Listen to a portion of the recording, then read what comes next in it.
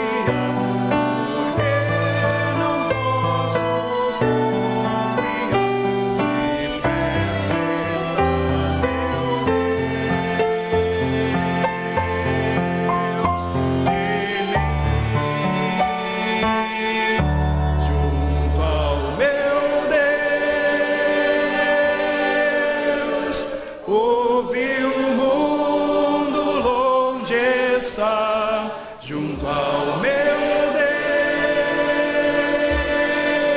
Deus, todo medo fugirá. Junto ao meu Deus, como posso desviar-me? No altar vou colocar-me, meu Deus bem perto está. Amém. Podem sentar, nós temos um último hino, muito curto, mas muito significativo, também com uma melodia que os irmãos já conhecem. O título desse hino é Santifica a Tua Igreja, e é um hino do Inário para o Culto Cristão. Nós iremos cantá-lo 2 vezes.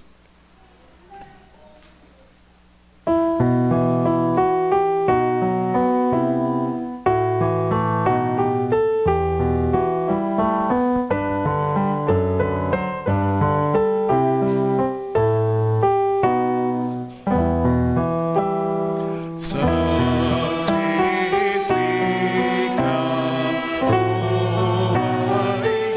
igreja,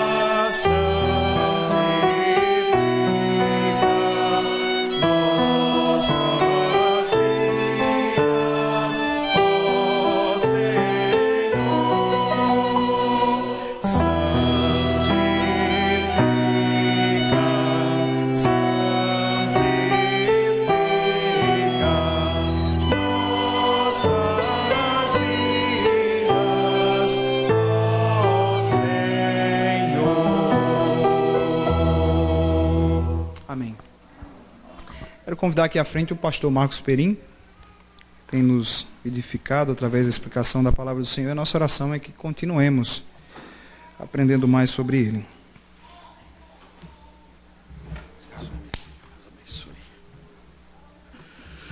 Boa noite, irmãos. Deus abençoe todos vocês com a graça do Senhor Jesus.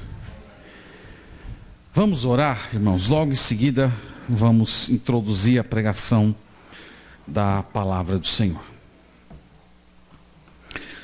Mais uma vez, Senhor, nós estamos na Tua presença e nós nos aproximamos da Sagrada Escritura, reconhecendo, Pai, que nós não temos a mentalidade apropriada para acolhê-la, muito menos os afetos necessários para nos apropriar dessas verdades.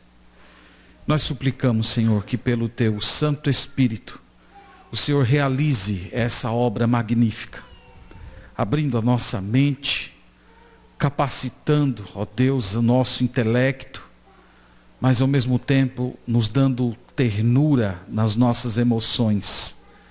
Permita, Senhor, que a Tua palavra habite ricamente o nosso coração e ela cumpra o propósito que lhe apraz. Oramos em Cristo Jesus. Amém. Vamos abrir, irmãos, em Eclesiastes capítulo 2. Nós vimos o parágrafo hoje, o primeiro parágrafo desse capítulo. Eu estou pulando o parágrafo do capítulo 2, verso 12, e vou para o 18. E nós vamos falar hoje, irmãos, do trabalho como sendo ídolo. Então, nossa leitura será Eclesiastes capítulo 2, do verso 18 até o 26. Nós temos falado, irmãos, que esse livro ele descreve a vida debaixo do sol. A vida debaixo do sol é aquilo que nós poderíamos chamar de a vida na horizontal. É a vida desconectada do Criador. Na verdade, Salomão está fazendo uma espécie de uma autobiografia, contando para os seus discípulos que durante algum tempo ele viveu dessa maneira, buscando o sentido final das coisas nas pessoas, em vez de encontrar apenas no Senhor. E não foi diferente com o trabalho. Hoje ele vai conversar conosco um pouco a respeito de trabalho, e apenas para estimular aí a sua consciência na aproximação do texto, eu elenquei aqui algumas frases a respeito do trabalho que tem feito parte da mentalidade do homem do século 21. A primeira frase diz assim: escolha um trabalho que gostes e não terás de trabalhar um dia só na sua vida. Quem disse essa frase foi Confúcio. Eu confesso que tenho sérias dúvidas sobre o conceito dela. Um dos maiores filósofos do século 20 disse assim: não existe trabalho ruim. Ruim é ter que trabalhar. Essa frase é do seu Madruga.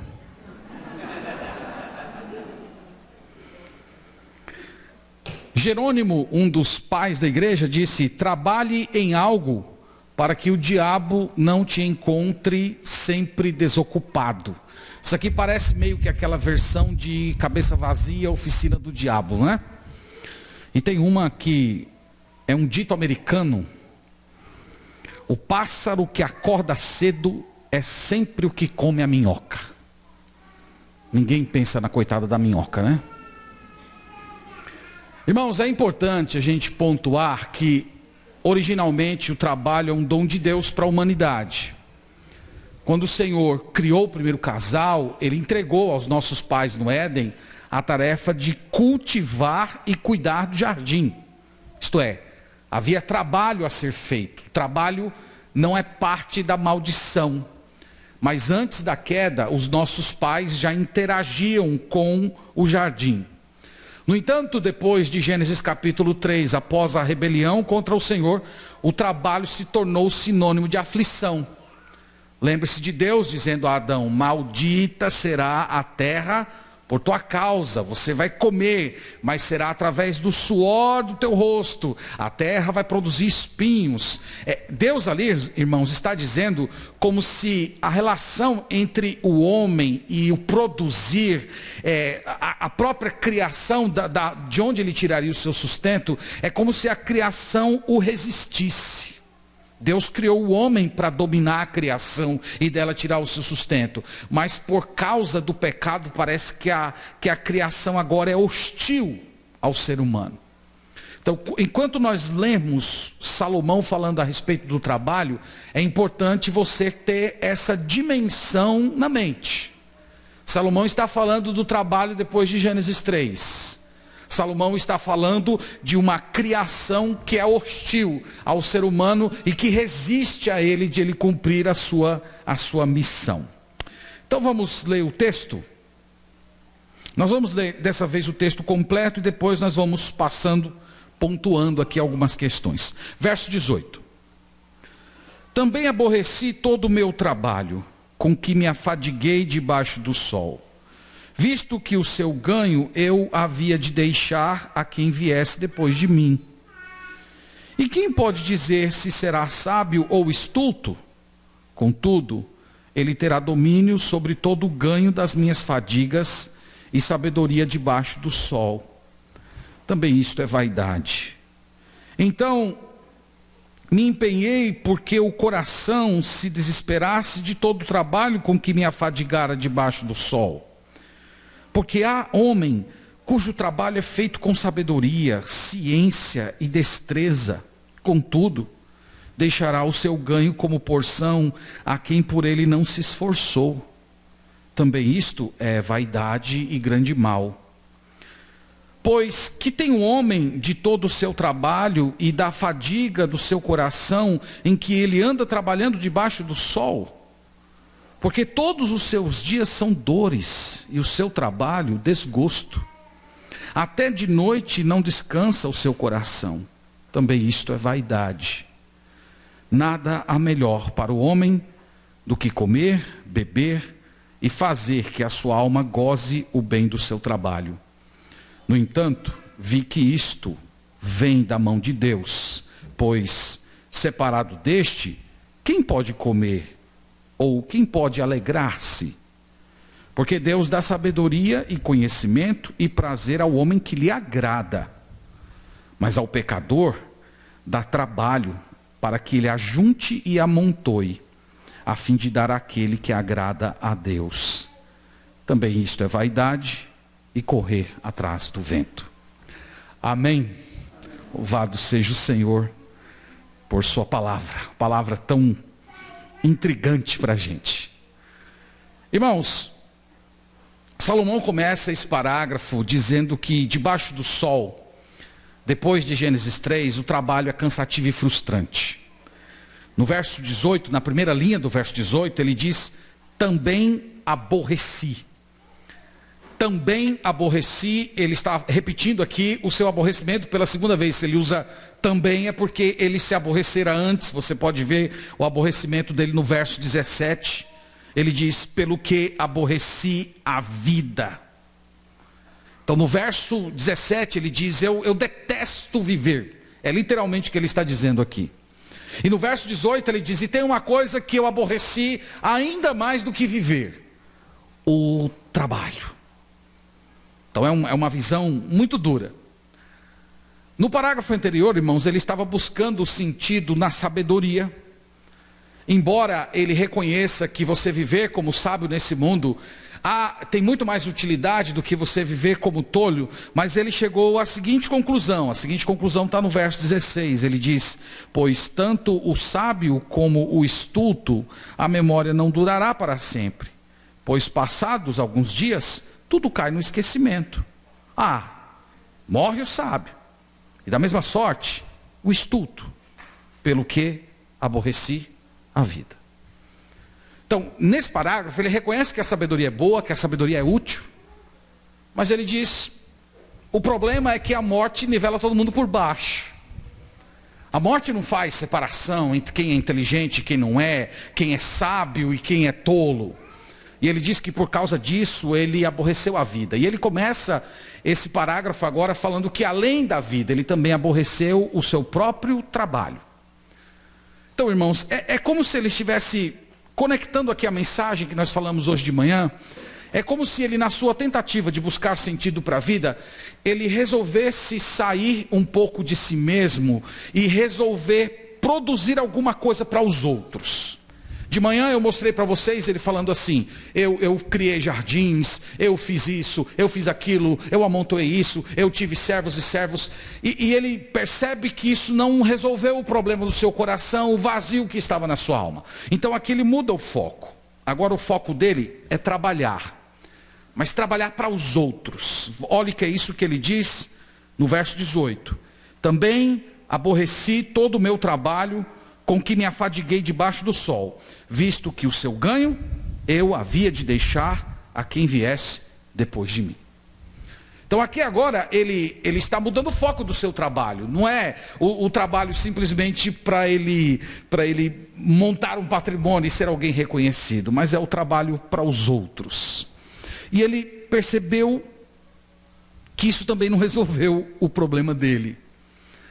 Ele percebeu que de repente poderia vir uma pessoa após ele, que não valorizasse nada daquilo que ele construiu, e que da noite por dia simplesmente perdesse tudo aquilo que ele tinha levado a vida inteira para acumular. E ele disse: isso é tolice, isso é vaidade, isso é fumaça, isso é sem sentido. Essa é a queixa dele, meus irmãos, no verso 19. E quem pode dizer se será sábio ou estulto? Contudo, ele terá domínio sobre todo o ganho das minhas fadigas, e de sabedoria debaixo do sol, também isto é vaidade. Então Salomão está perguntando para si mesmo: e se eu acumular, e depois eu deixar todo esse patrimônio construído com suor, com tanto trabalho para uma pessoa, desculpem a expressão, imbecil? Esse é o significado da palavra tolo. E se eu deixar para uma pessoa assim? Irmãos, eu acho interessante esse ponto, porque Salomão está sendo quase que profético. Vocês lembram o que aconteceu na história dele, não lembram?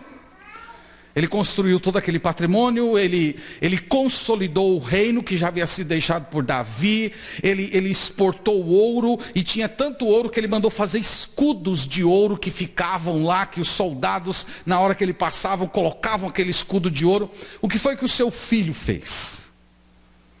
Menos de uma semana, o seu filho colocou a perder 80% do patrimônio que Salomão tinha construído.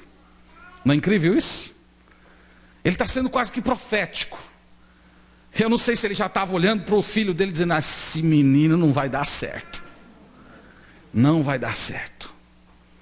O filho dele, quando chega no final do reino para tentar se proteger com as duas tribos que tinha ficado, ele pegou aqueles escudos de ouro belíssimos feitos por Salomão e mandou para reis pagãos para ajudarem ele com o exército. Então Salomão está falando aqui, irmãos, de uma coisa muito real.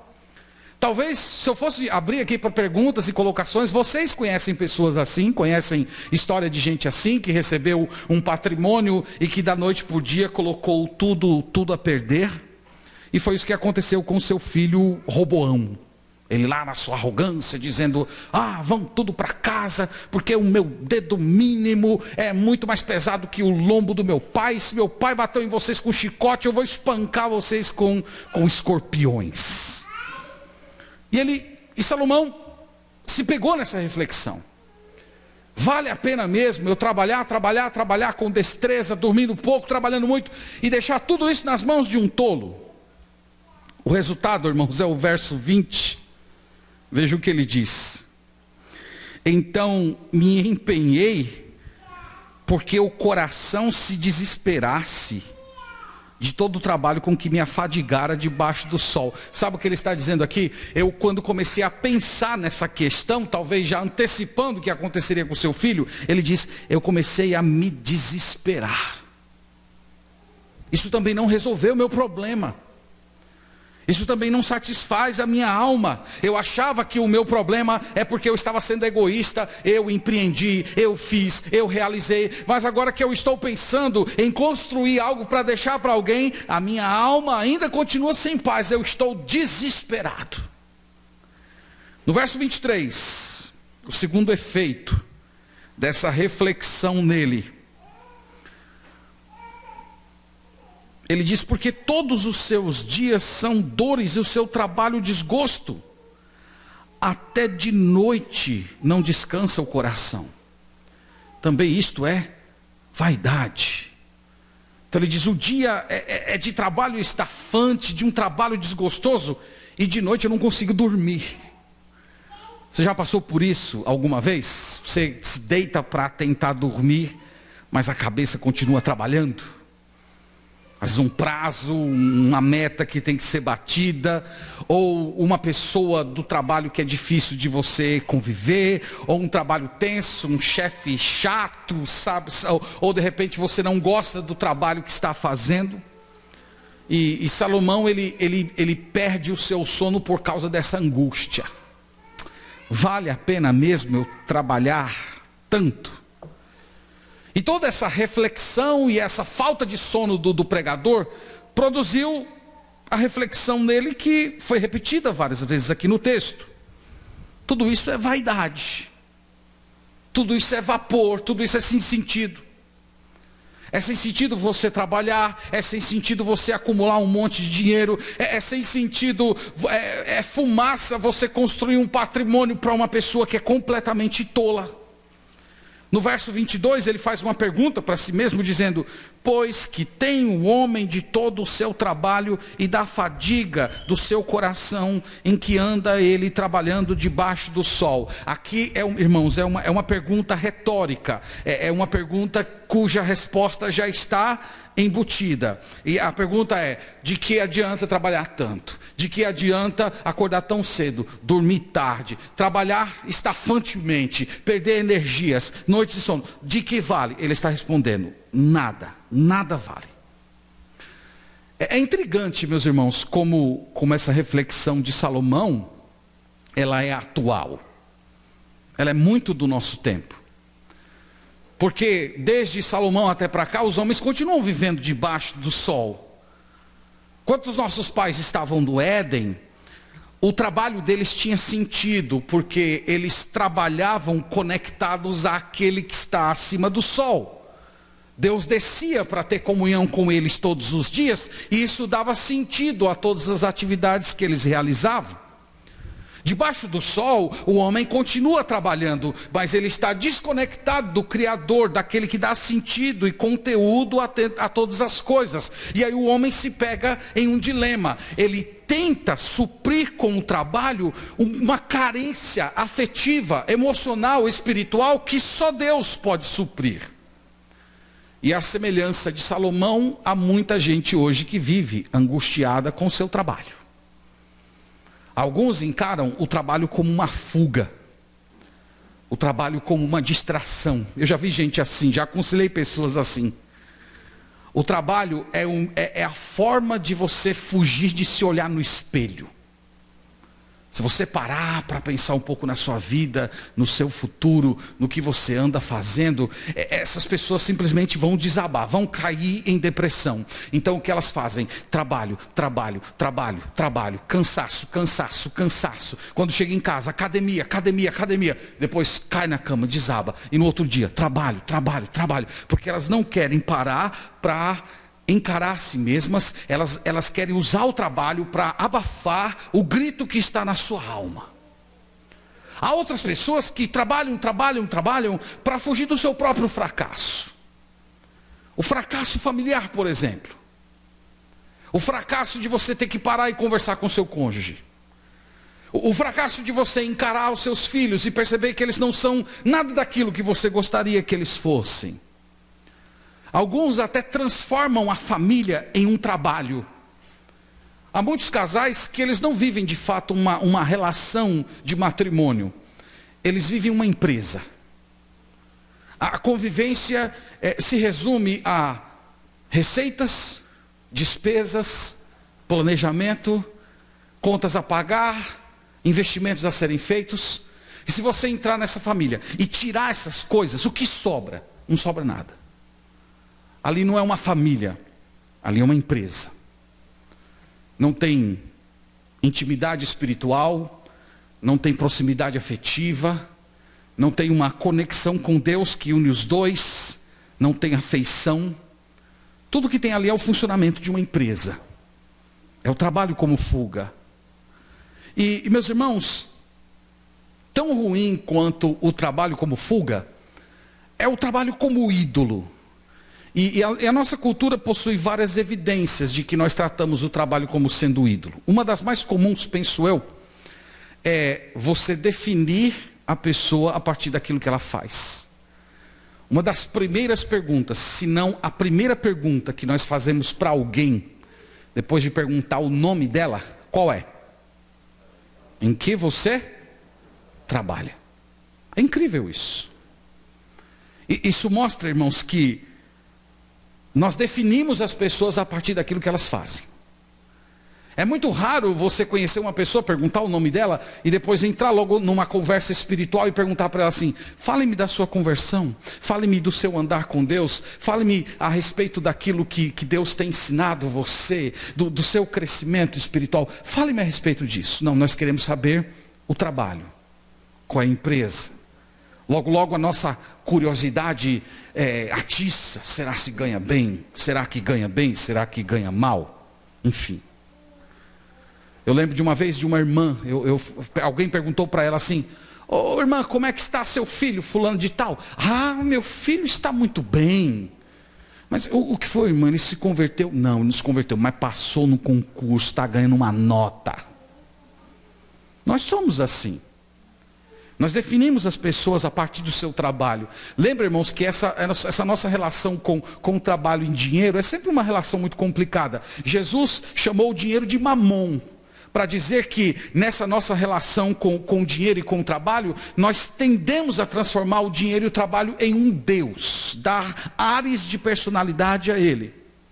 Nós continuamos assim. Uma outra evidência da idolatria que nós temos por conta do trabalho é essa reverência automática que nós cultivamos pelas pessoas que têm dinheiro. É incrível isso.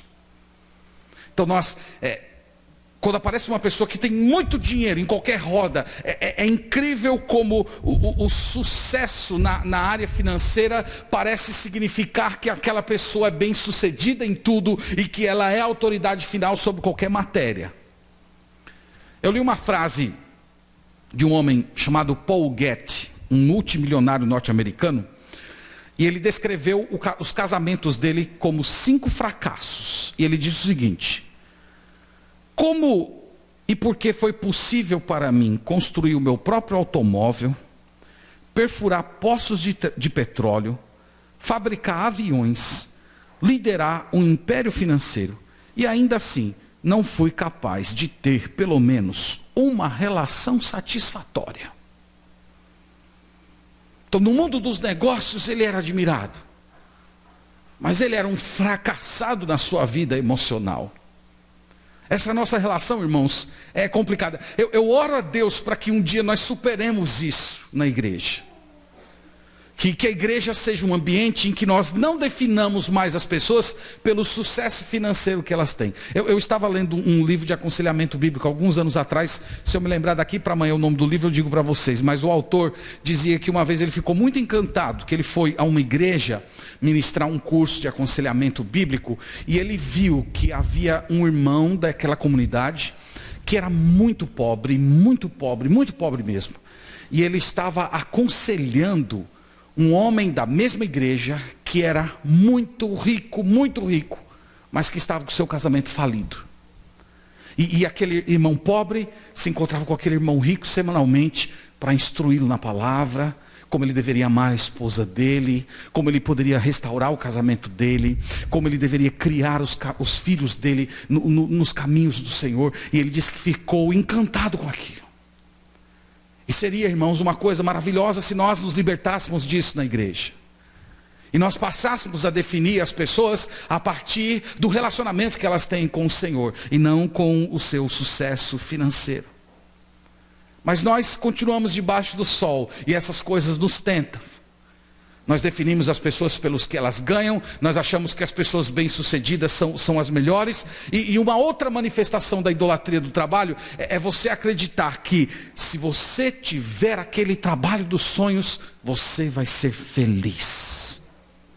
Aquele concurso tão esperado, aquela segurança de você saber que não vai ser demitido, que se o país entrar em crise, você vai ter o seu trabalho mantido, ou você está numa igreja grande, muito bem estruturada, isso vai te dar segurança, isso vai te dar mais alegria.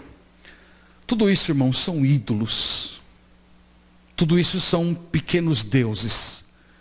E o problema de todos os ídolos, e com o trabalho não é diferente, é que os ídolos corroem o nosso coração. Os ídolos drenam a gente. Os ídolos, eles prometem aquilo que eles não podem dar. Eles prometem felicidade, plenitude, segurança. Os ídolos se agarram na gente, eles criam uma relação emocional, dizendo: não se afaste de mim, porque se você se afastar de mim, você não vai ser feliz. E com o trabalho não é diferente, irmãos. Nós precisamos, creio que nesse ponto, reformular a nossa mente e lembrar que a dignidade de um ser humano não está naquilo que ele faz, mas no fato de que ele é imagem e semelhança de Deus. E sendo uma pessoa salva, essa questão ganha um volume maior ainda, porque além de ser imagem e semelhança de Deus, aquela pessoa está sendo formada à imagem do Senhor Jesus Cristo. Então, para você hoje que está aqui me ouvindo, que tem tratado o trabalho como fuga, que depositou toda a sua esperança e confiança no seu trabalho, que você acha que o seu trabalho vai te trazer felicidade, ou você que está acumulando um patrimônio na vida para curtir o futuro e deixar bons rendimentos para os seus descendentes, olha aqui Salomão falando com você.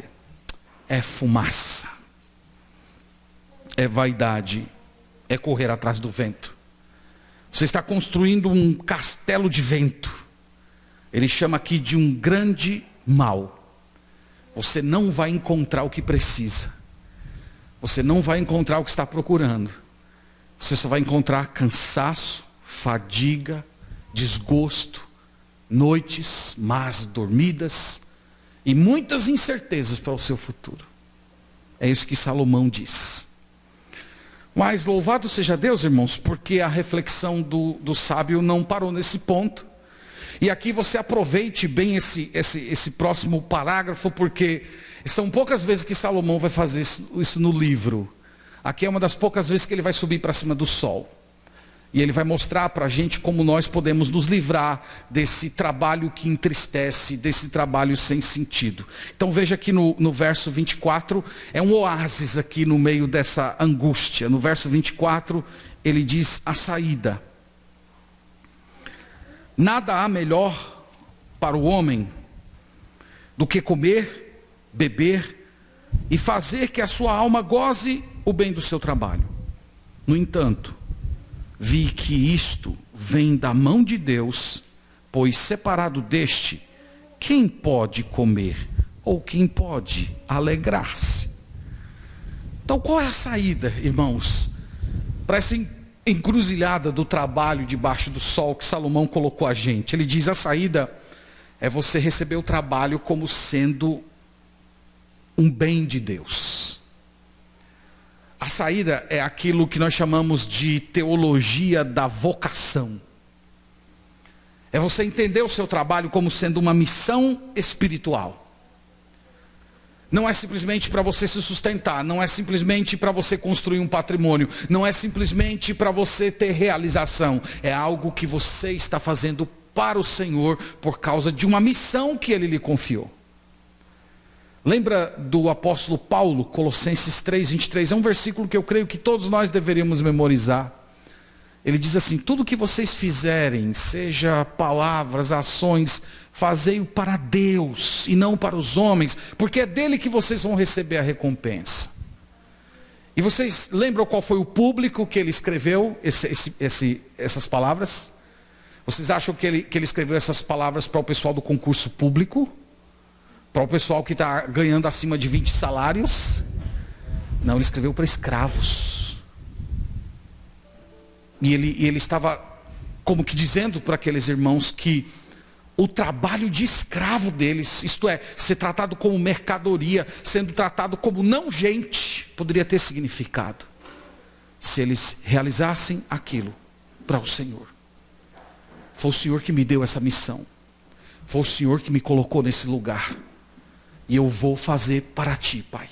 Eu não vou aguardar o reconhecimento das pessoas. Eu vou aguardar e fazer esse trabalho para o Senhor, porque como diz o apóstolo Paulo, no Senhor o nosso trabalho não é vão. O Martinho Lutero disse o seguinte: o mundo inteiro deveria estar cheio do serviço a Deus. Não apenas a igreja, mas o lar, a cozinha, o porão, a oficina e os campos. É isso aqui que Salomão está dizendo para a gente. Nós temos que receber o trabalho, seja qual for, como sendo o dom de Deus. Deus, irmãos, ele tem prazer quando você realiza com excelência e pensando nele qualquer atividade que foi entregue à sua mão. Deus tem prazer nisso. Da atividade mais simples à atividade mais complexa. De uma tarefa simples como lavar uma louça. Eu sei que nem sempre lavar louça é tão simples assim. Mas de lavar a louça, a entregar um sermão para uma comunidade de pastores como essa aqui. Você recebe como de Deus e você entrega para o Senhor. É um desacato, irmãos, a Deus não fazer bem feito aquilo que chega às nossas mãos. É um desacato a Deus ser preguiçoso, empurrar com a barriga. É um desrespeito a Deus você receber um trabalho para fazer e você murmurar por causa dele. Você ter mau humor. É um desacato jovens cristãos não estudarem para suas provas, serem estudantes relapsos. Você tem que receber o seu trabalho como dádiva de Deus. E Salomão está dizendo que se você receber o seu trabalho assim, ele vai ganhar sentido eterno. Veja que ele fala no versículo 25, de uma mudança de perspectiva, quando nós recebemos o trabalho como sendo bênção de Deus. Ele diz assim: pois separado deste, quem pode comer, ou quem pode alegrar-se? Então ele está falando que é possível, irmãos, mesmo nesse mundo caído que a gente vive, nós ainda termos alegria na realização das nossas tarefas. Isso é uma graça de Deus, irmãos, porque nós vivemos num mundo que foi tocado pelo pecado em todas as suas áreas, mas Deus foi gracioso conosco e não permitiu que esse mundo se tornasse um inferno.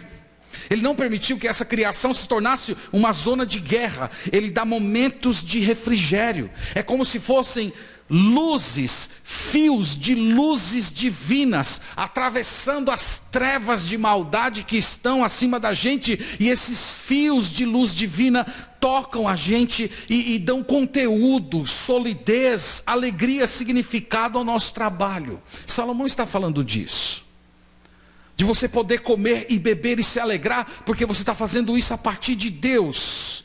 Então coisas simples, como comer uma boa refeição, receber o fruto do seu trabalho, seja lá como ele vier, e você poder ajudar pessoas, alegrar a Deus, passear com a sua família, você investir no reino de Deus, você fazer todas essas coisas. Hoje eu estava conversando à tarde com o pastor Rubens sobre isso, né? Como é gostoso você ter um dinheiro que sobrou e você levar sua família num restaurante. E às vezes até gastar um pouquinho mais do que você está acostumado a gastar. Tem gente que não consegue fazer isso.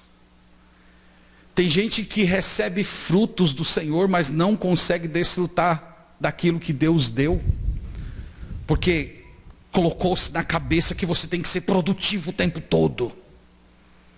Então você não tem tempo para dar graças, para se alegrar e dizer: Senhor, obrigado por esse momento de refrigério que o Senhor dá. E essas pessoas, às vezes na desculpa de serem zelosas, elas acabam desonrando a Deus, sendo ingratas. Deus abençoou e elas não desfrutam. Então Salomão fala disso. No verso 26 ele acrescenta mais um tema. Ele diz: porque Deus dá sabedoria, conhecimento e prazer ao homem que lhe agrada. Conhecimento e prazer Deus dá ao que lhe agrada. A pergunta aqui é, irmãos, quem são os que agradam a Deus? Os que agradam a Deus são aqueles que estão em Cristo. São aqueles que foram unidos a Jesus, que foram convertidos a Jesus. São aqueles que estão escondidos no nosso Salvador crucificado. E ele diz que a essas pessoas Deus dá conhecimento e prazer. Isto é, Deus dá habilidade e realização. Sabe, Deus abençoando sua criatividade. E você poder chegar no final de um trabalho e ter alegria. Você fechar o ciclo dessa alegria porque você começou recebendo de Deus e você realiza todo aquele trabalho e termina entregando a Deus e o ciclo da alegria se fechou completamente. Só quem enxerga acima do sol pode ver o trabalho dessa maneira.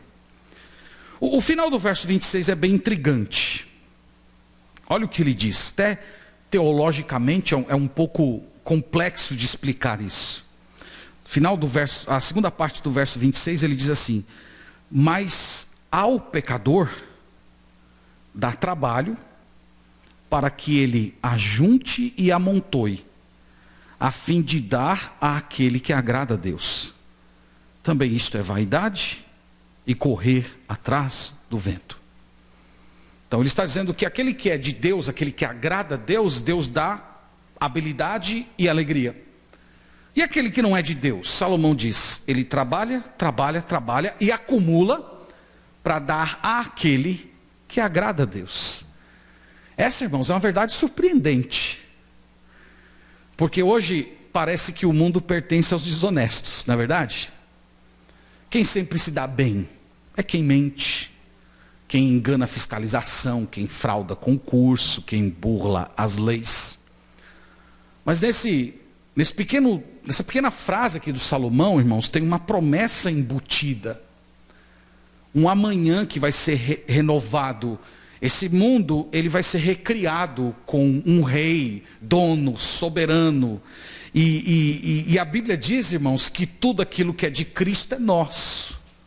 Porque nós somos co-herdeiros junto com Ele. Os mansos herdarão a terra. Em outras palavras, tudo aquilo que vem sendo produzido e feito nesse mundo, no final das contas vai permanecer e vai presentear aqueles que são de Deus. Então isso é uma promessa. E também é uma palavra de esperança para você que sofre injustiça. Você que às vezes tem que ver alguém se dando bem nas suas costas, te passando a perna, se dando bem por causa de um trabalho que foi você que fez. Tem uma promessa embutida aqui. Que se você crê na redenção de todas as coisas, você sabe que essas injustiças não são a palavra final. Vai haver reversão. Um rei vai pisar aqui. E ele vai recriar esse mundo todo. E você vai ver de uma forma tão real esse mundo dizer: é meu, é meu. Uma nova criação, novos céus, nova terra. Então, meus irmãos, caminhando aqui para as nossas conclusões, eu quero só trazer algumas palavras finais para a gente tentar amarrar tudo que falamos aqui, depois nós vamos orar. Primeira coisa que eu acho que deve ficar claro para a gente, irmãos, é que Deus é o doador final. O trabalho é apenas um meio. Em outras palavras, eu estou tentando dizer que quem dá satisfação é Deus. Quem dá alegria é Deus. Quem dá aquele senso de utilidade é Deus. Quem preenche a alma é o Senhor. E o trabalho é apenas um meio. O trabalho é o instrumento. O trabalho é a ferramenta por meio da qual essas coisas chegam para você. Então você pode se alegrar no trabalho, você pode ter muita alegria no seu tipo de labor, você pode ter realização, cumprindo lá um projeto que você fez e chegando ao final com aquela sensação de cansaço, alívio e alegria ao mesmo tempo. Você pode se alegrar diante de Deus pelo aumento de salário que você recebeu, mas no final das contas, com Tiago 1,17 em mente, toda boa dádiva vem do Pai das luzes. É do Senhor. E isso vai proteger o seu coração contra a idolatria. Em vez de você se tornar arrogante, autocentrado, achar que é porque você é bom, não, você vai entender que isso é graça e Deus vai ser honrado nisso. Você está recebendo de Deus e entregando a Ele com alegria. Então, meus irmãos, vamos lembrar disso. Trabalho é bom, mas Deus é melhor. Deus é a fonte, é dele que vem todas as coisas. Um outro ponto também que eu queria colocar aqui à guisa de conclusão, é que trabalhar é um dos pontos pelos quais nós expressamos a imagem e semelhança com Deus. Então nós falamos que Adão e Eva trabalhavam no Éden antes do pecado, e o Senhor Jesus Cristo, quando esteve aqui nesse mundo, em João 5,17, ele surpreendeu a todos dizendo: meu Pai trabalha até agora. O nosso Deus, irmãos, é um Deus que trabalha. E essa noite eu queria instigar um pouquinho a sua mente a investigar um pouco mais o modo como Deus trabalha e permitir que isso inspire você. Irmãos, por exemplo, veja o mundo que nós vivemos.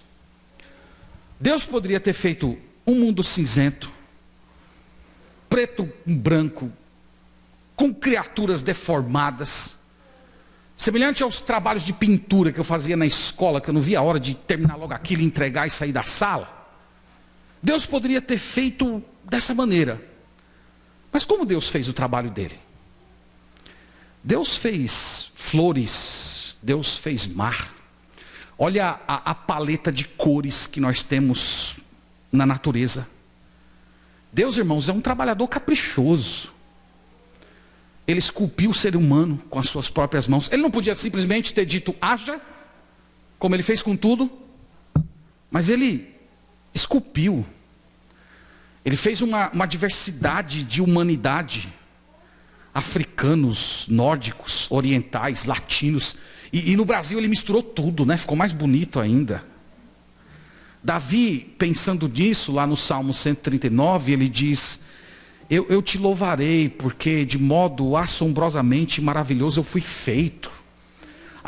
Maravilhosas são as tuas obras, e a minha alma sabe muito bem.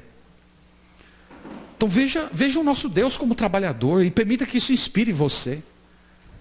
Eu estava fazendo uma viagem vindo do norte, eu passei a noite voando e de manhã chegando em Recife, né? Aquilo foi uma visão que me marcou muito, vindo por cima do mar verde, e de repente encontra com aquela areia branca, em seguida a Mata Atlântica com rios serpenteando. Eu olhei aqui e falei: Deus é muito caprichoso. Deus é maravilhoso nas coisas que Ele faz. Olha o alimento da gente. Deus, irmãos, não poderia ter criado só uma pasta cinzenta, com todos os nutrientes que a gente precisa para viver. Mas Deus fez churrasco. Coisa maravilhosa, né, pastor? Churrasco. Deus, irmãos, é caprichoso. E onde é que eu estou querendo chegar com isso, irmãos? É dizer o seguinte, que você precisa se inspirar em Deus para fazer o seu trabalho. Porque às vezes nós só fazemos, nós não caprichamos. Há pessoas que quando abrem o guarda-roupa, parece Gênesis capítulo 1, verso 1, a terra era sem forma e vazia, havia trevas no abismo. O povo de Deus, irmãos, não foi feito para isso. O povo de Deus não foi feito para sujeira, para desorganização, para odores. Tem muito crente ceboso, né, irmãos? Isso desonra o Senhor. Há muitos pastores, eu creio que não tem nenhum de vocês assim, mas há muitos pastores desleixados. Desleixados nos seus afazeres. O fato de não ter que bater um cartão, não ter uma agenda ali, não ter ninguém fiscalizando você se está realizando. Vai empurrando o trabalho com a barriga. Não se dedica, não sabe que a igreja tem necessidades, mas vai alargando o trabalho, empurrando para amanhã, fazendo às vezes os sermões às pressas, sem oração, sem uma reflexão aprofundada. Há muitos pastores assim, e nós devemos nos arrepender disso. Nosso Deus não trabalha assim. Nosso Deus é um Deus caprichoso. Olha a Bíblia que Ele nos deu, com história, com poesia. Ele nos deu uma Bíblia com evangelhos, Ele nos deu cartas. Deus utilizou muitas e muitas maneiras diferentes para comunicar uma única mensagem. E às vezes nós pastores somos tão desleixados, matando os irmãos ali, com sermões que às vezes nem a gente aguenta. Irmãos, nosso Deus é um Deus caprichoso. Então você tem que trabalhar para o Senhor, você tem que se inspirar nele. Você que não gosta de trabalhar, olha, você tem um problema sério. Paulo diz que aquele que não trabalha, que também não coma. Lá em Apocalipse 22, verso 3, diz que o céu será um lugar de serviço. Pensa que um céu vai ser lá, você colocar uma redinha, ficar tocando harpinha. Vai ser um lugar de serviço ao Senhor. Nós que somos igreja de Deus, esse, irmãos, é um pecado que às vezes passa muito fora do radar da igreja. Exortar as pessoas que não gostam de trabalhar. Exortar as pessoas que são desleixadas. Exortar as pessoas que não cumprem compromissos. Pessoas que marcam atividades e não vão. Todas essas coisas são pecados. São pecados. E a solução para esses pecados é você se conectar com aquele que está acima do sol. E ver que ele trabalha até agora. E ele é caprichoso. E se você é imagem e semelhança dele, você tem que trabalhar como ele trabalha. Eu quero também falar com você que está sendo injustiçado no trabalho. Salomão falou a respeito disso.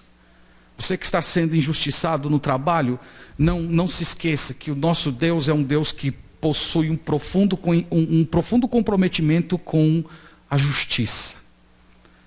E encare esse momento como sendo um aprendizado. Confiando no Senhor, entendendo que Ele pode usar ocasiões como essa para moldar o seu trabalho. Assim como Ele moldou José enquanto José estava na prisão. José, enquanto estava na prisão, ele estava sendo moldado para se tornar o primeiro do Egito. E quando chega lá no topo do Egito, ele continua sendo crente. Deus está moldando você. E a única saída para você não ficar doente com as injustiças, com as condições de trabalhos ruins que às vezes você tem, é você trabalhar para o Senhor. É lembrar de Colossenses 3, de Paulo falando com os crentes escravos. Trabalhem para o Senhor. Não trabalhem para o seu patrão. Não espere o reconhecimento, não espere o pagamento final deles.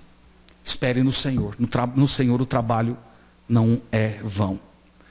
Então, meus irmãos, abaixo do sol é só cansaço. Mas acima do sol nós podemos ver que o trabalho é uma dádiva de Deus.